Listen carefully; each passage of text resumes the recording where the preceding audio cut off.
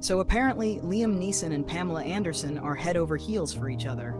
Or so we think. The internet lit up after their cozy moment at the Naked Gun UK premiere in July, where Pamela kissed Liam on the cheek.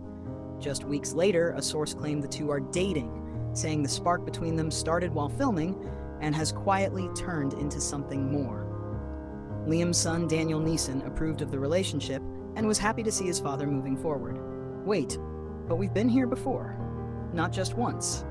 Several times. You'd think with his Hollywood status, his looks, the fame, he'd have this long dating resume, right? But no. It's actually the opposite. It's like he wants love, or maybe he thinks he does, but he just can't hold on to it. And listen, this man literally proposed twice to the same person and somehow managed to forget about it? Yeah, that happened. Don't worry, we'll get into it.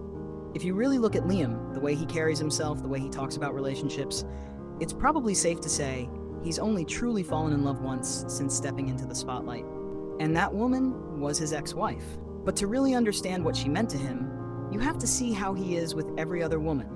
Okay, so before anyone else, there was Helen Mirren. It was somewhat serious. I mean, they practically lived together for a few years. But there was no engagement, no rings, no real public acknowledgement. Just two rising stars doing their thing, low-key. Helen later summed it up perfectly. We didn't date, we lived together. They met while filming Excalibur in the early 80s, and by 1985, it had quietly ended. Still, Liam speaks of her with nothing but respect. So yeah, while it was definitely more than just a fling, it never really crossed over into anything serious. No big commitments, no next steps, just a quiet chapter that came and went. So here's one most people blinked and missed. After things wrapped up with Mirren, Liam was briefly linked to Julia Roberts. They met on the set of Satisfaction in '88, and while the pairing sounds big on paper, the reality was barely a whisper, just a short-lived spark that fizzled out just as quietly. Now this next one, it slipped under almost everyone's radar unless you read memoirs. Janice Dickinson claimed in her 2024 book No Lifeguard on Duty that she had a brief fling with Liam not long after his split from Roberts. No follow-ups, no photos, just a page in a book and a moment that came and went. Then came Barbra Streisand. Unexpected, right? They were together from 1991 to 1992, but even with all that star power, things fizzled out before hitting the one-year mark. How it started? No clue. If it was ever that serious? Who knows? Why it ended? Still a mystery. Just to be clear, most of these never went public. Some of the ladies talked, but they remained alleged flings. Official? Debatable. Now this one's pretty wild. Feels like a Hollywood script with Liam playing, well, himself. Now in the early 90s, Liam wooed Brooke Shields with his Irish charm, poetry, and, in her words, sti Pinot Grigio. Things moved fast. 3 months in, he proposed. No ring, just vibes. Not sure how that works, but knowing Liam, he probably made it look cool and weirdly unquestionable. Then came Christmas in New York. He told her he had to fly to LA to check on his house after his basement had allegedly flooded and just never called again. Straight up ghosted his fiancée. He did come back with another proposal, but Brooke was done. Knowing you, you'll probably fall for your next leading lady, she said. Cut to 1993, Liam starring in Anna Christie. His co-star? Natasha, his future wife.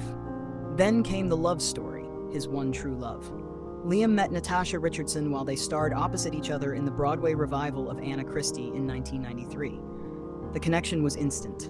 They got married the following year and had 2 sons, Michelle and Daniel. Their love lasted 15 years, until tragedy struck in 2009. Natasha was taking a beginner ski lesson in Canada when she fell. At first, it seemed like nothing.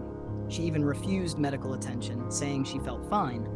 But about 2 hours later, she started experiencing severe headaches. She was rushed to the hospital and flown to another facility, but it was too late. She died 2 days later from a traumatic brain injury. Liam has been open about his grief ever since. I speak to her every day at her grave, he once shared. It's about 1.5 miles down the road. I go there quite often. I speak to her as if she's here, not that she answers me. About a year after Natasha's death, Liam slowly stepped back into the dating world.